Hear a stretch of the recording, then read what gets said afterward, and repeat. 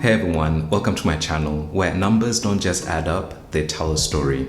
And in today's video, I'm going to teach you how to find missing angles that are formed by a transversal and parallel lines. Whether you're learning this for the first time, brushing up on a skill that you already had, or you're studying for an exam, in this video, you're going to be learning something new.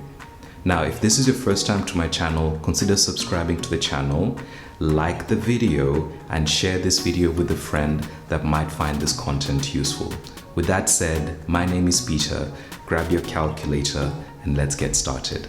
So I've got these three examples here for us to investigate angles, how to find a missing angle that is formed by a transversal and two parallel lines. We'll start with the math problem here on the left that has 74 degrees and x. And the first thing you want to do is identify what type of angles they are. And so 74 degrees and x are called same side interior angles. The two angles are on the same side of the transversal and they are between the two parallel lines, so interior angles. So one thing we know about 74 degrees and x is that they are supplementary angles. Supplementary angles are angles that if you add them, you get 180 degrees. So we can form an equation by adding 74 plus x equals to 180 degrees. When you solve for x, you just subtract 74 from both sides and x is 106 degrees. In the math problem in the middle, now we have the two angles in different positions. These two angles, the first thing we're going to do is to identify what type of angles they are. So 140 degrees and 7x, those angles are called alternate interior angles. So alternate means that they're on different sides of the transversal, and interior means that within the two parallel lines, the two horizontal lines. And so one of the things that we know about alternate interior angles is that they are congruent.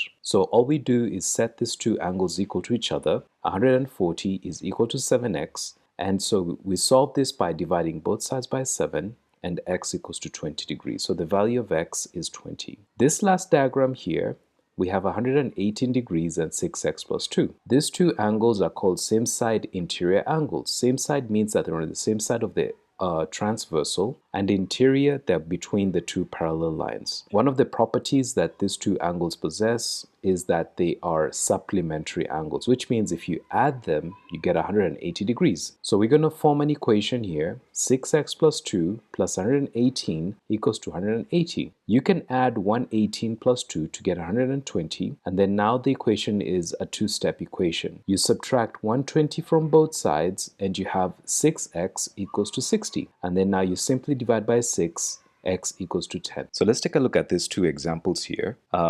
These two examples, I consider them a little bit more challenging than the last three examples. So the one on the left here we have is an angle here 5x and another angle here 3x plus 50. So the first thing to do is to identify the relationship between those two angles. So these two angles are corresponding angles, and corresponding angles are congruent. Now since they are congruent, that means we can set them equal to each other, the two expressions, and then solve for x. So this 3x here that's on the right, when you move it to the other side, you subtract it, and then you remain with 2x. And on the right side, you remain with 50. When you divide both sides by 2, x equals to 25. The diagram on the right, we have 3x plus 23, and this other angle is 4x. So the relationship between these two angles is that they are corresponding angles, and corresponding angles are congruent. That means we can set them equal to each other. When you subtract 3x from both sides, you remain with x on the left side and 23 on the right side. That means the value of x is 23. Here are two questions for you to try on your own. Pause the video, try the questions, and then unpause the video to see the answers. So here are the answers for the last two exercises. The x value for the diagram on the left is 11 because the two angles here are corresponding. That means they're congruent. So when you solve for x, you get 11. The two angles here are alternate exterior angles. They're also congruent. When you set them equal to each other, solve for x, the answer will be 12. If you enjoyed this video, please leave a comment down below and let me know which math topic you'd like for me to cover next. See you in the next video. Cheers.